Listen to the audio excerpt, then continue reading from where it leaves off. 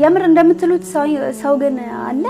እንደምትያት አይነት ሴት አለች ምናምን ይሉኛልና አንተ ለምን አትሆንም ሌላ ሰው ከምትጠብቅ አንተ ለምን አትሆንም አንተ ጠያቂው ራሱ ሆኖ ታዲያ ራስ ሆነዋል እኔ ተናግሬያለሁ ፍቅር አለ ብለው የሚጠይቁ ሰዎች ስላሉ አንተ ማፍቀር ትችላለህ ራስ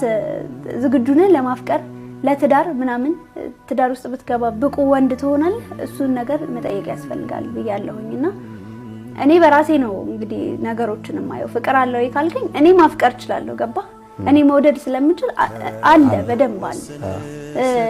እንደዚህ አይነት ሰዎች አሉ ይካልከኝ በደንብ አለ ምናልባት ወይ የመገጣጣም ጉዳይ ሊሆን ይችላል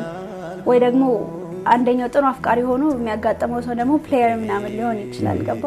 እንደዚህ አይነት መሸዋወዶች ውስጥ ካልገቡ በስተቀር በእኛ ዘመን ፍቅር አለ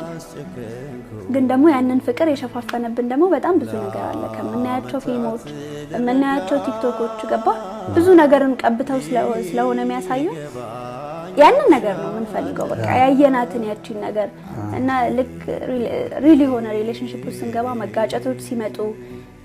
ጥሩ ያልሆኑ ነገሮች ሲመጡ ግራ ይገቡናል እንዴ ፍቅር ላይ እንደዚህ ያለ እንዴ ያየሁት እንደዚህ አይደለም ብለ የማነጻጸር ጉዳይ አለ ያ ስለሚሆን ነው እንጂ በእኛ ዘመን በደንብ ነው ፍቅር ያለው